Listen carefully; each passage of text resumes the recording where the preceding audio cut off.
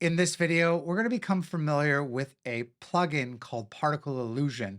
This allows you to simulate beautiful and elegant particle systems that you can use for motion graphics or even title backgrounds. I'm here inside my Avid Media Composer timeline. It's HC Particle Illusion if you're following along with the exercise files. We'll head to our effect palette and you're going to find the particle systems within Continuum in the BCC particles category. Now, there are some that do very specific types of emissions animations like BCC rain or snow. But if you're looking for a ton of different particles and what is possible, let's use BCC particle illusion. And in our timeline, there happens to be some filler at the start. You're going to just drag that filter onto it. In effect mode, there are a few different ways that we can preview some of the presets. We have the effects browser, which we've seen in other effects. But right now, what we want to do is launch PI 2024 to see the most majority of presets that are available.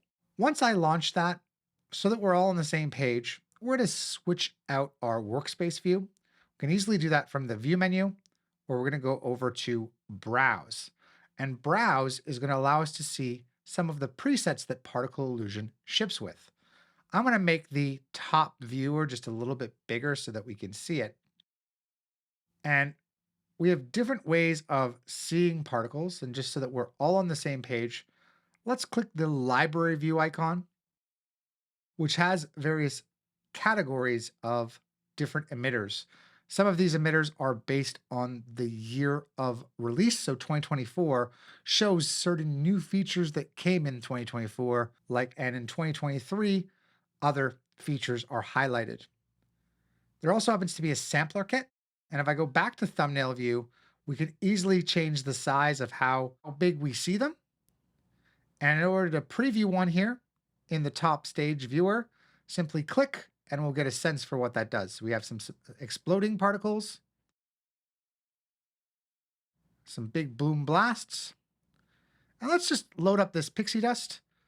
One amazing things about particles that last for a little period of time is that we can click and drag them to mimic a motion path. And in fact, we can easily create this ourselves when we start to edit this particle preset. So pretty amazing. So feel free to just click and drag on some of these presets as you begin to start playing with them, moving them across the screen and getting a sense for what they do. Heading back to library view, I'm going to go to my 2023 emitters category, take a look at thumbnail view, and we'll notice that some of these happen to be 3D objects. So a series of particles being born on the object and emitting in some way.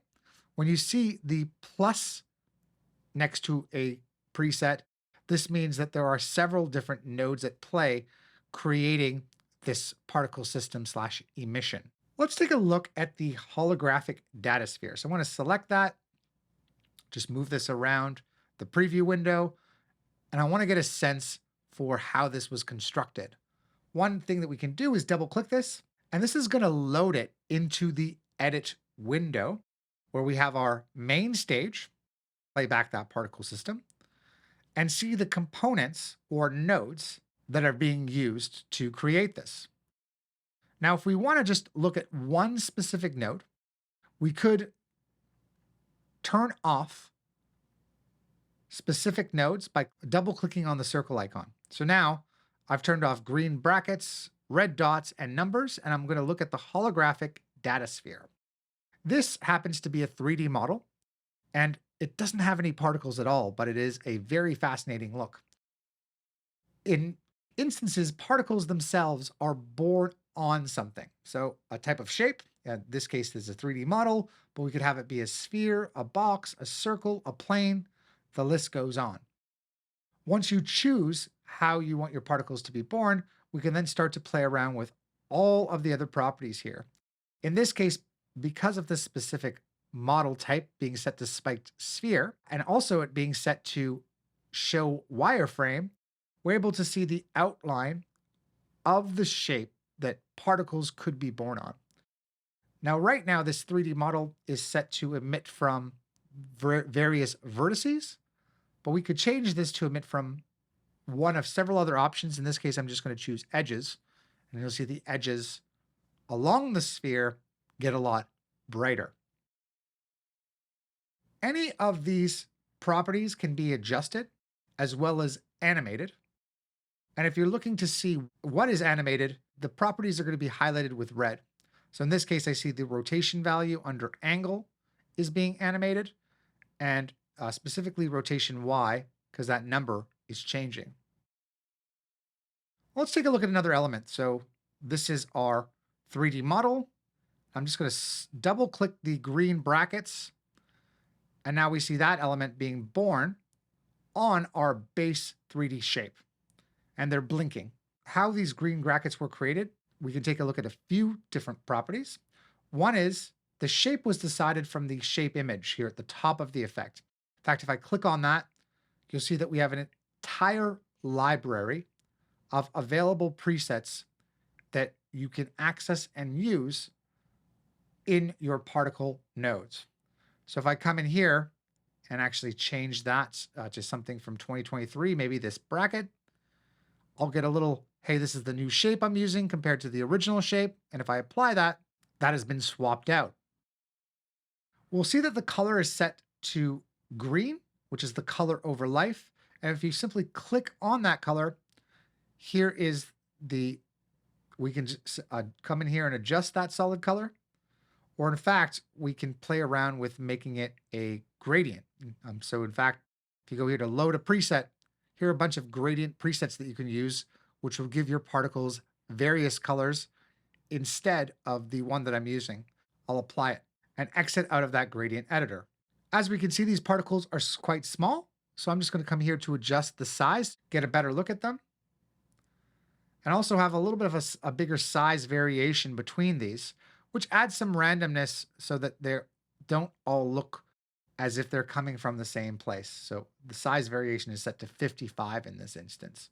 Now, if I turn on the red dots node, you can see a similar blinking effect from adjusting the opacity. And then last but not least, the numbered pattern that is also mapped here to this 3D object. Now let's just, with the numbers enabled, let's take a look at this particle, as in it's quite unique in the fact that it is a numbered sprite.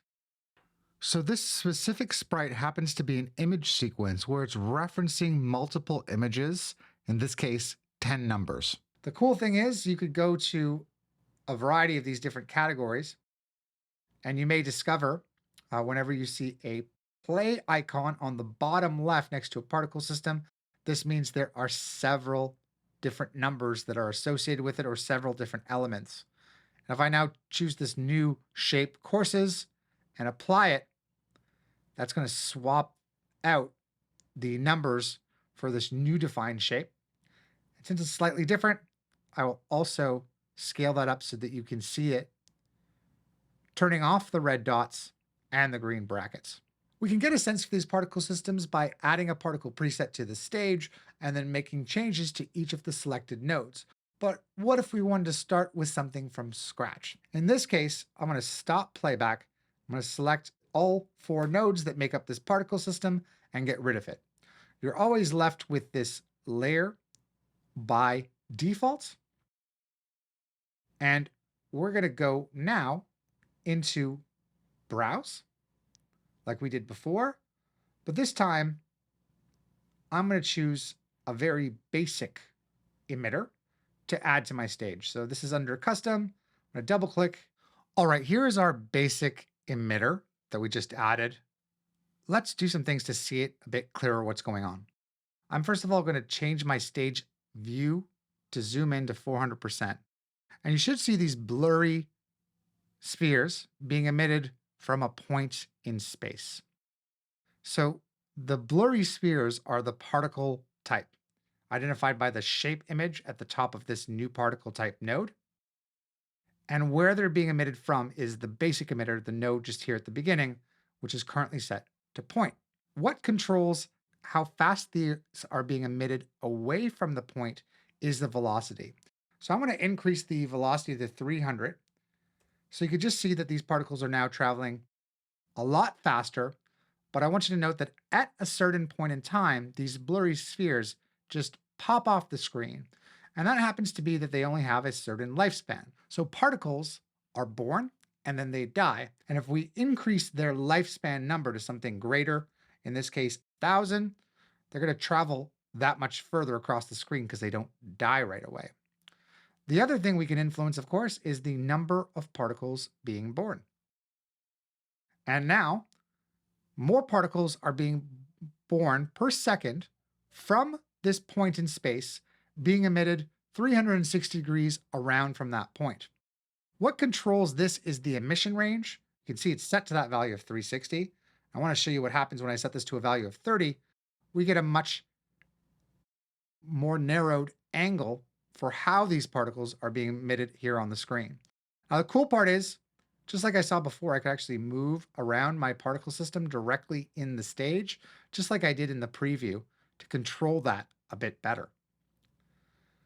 Now, at any point in time, we can actually go to our particle type and change this up a little bit. So let's go to the shape image. And this time we'll go to the 2024 category. We can select these weird disks. In fact, there are 4 of them that I want you to see. And let's just apply this to the particle system. And why this looks weird and not referencing random disks is that right now, because we set or selected that image sequence, it's cycling between each of these particles are cycling between each of those 4 weird disks. So there happens to be a value in here, which will allow us to change up the fact of just having number 1, select a random start frame, and number 2, use a single frame. So now these particles don't cycle through. It doesn't go through that image sequence. Now we could even see this clearer the minute that we start to scale up these particles.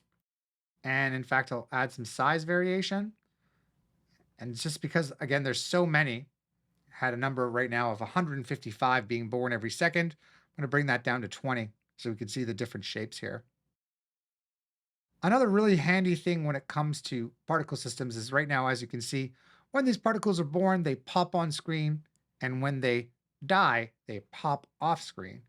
And we can manipulate this a bit better so that doesn't happen by going to the sprite, the particle type here, and playing around with its opacity. So right now, we can see that there's an alpha over life option just underneath the color over life that we played around with an earlier movie. I want to click this white swatch.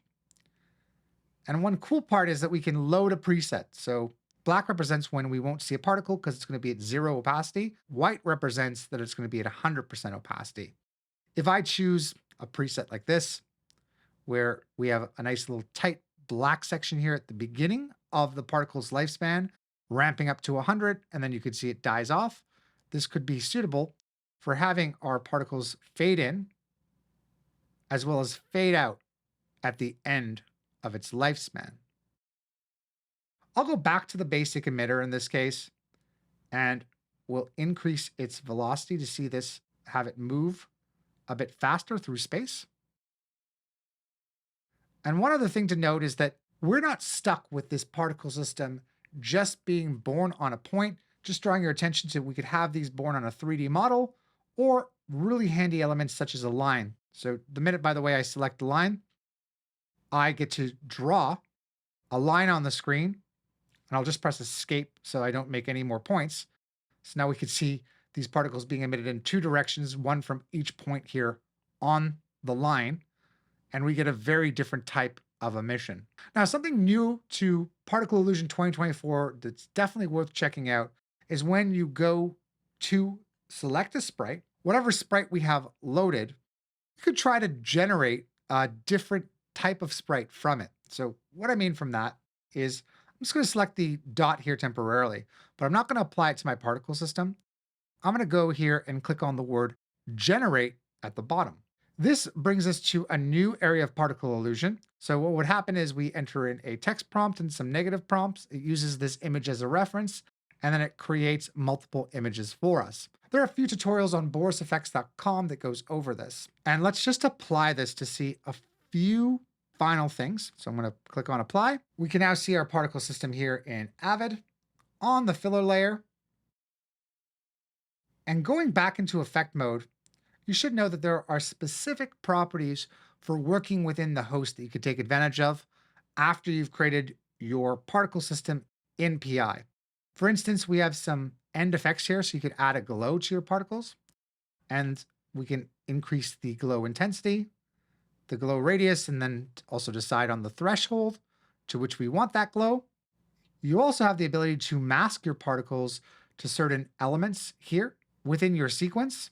And we can also attach our particles to subjects in our scene using Mocha, and even having it respond to music with Beat Reactor.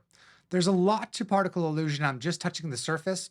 So don't forget to check out BorisFX.com to see some of the latest and greatest tutorials, not to mention an entire series from John Dickinson.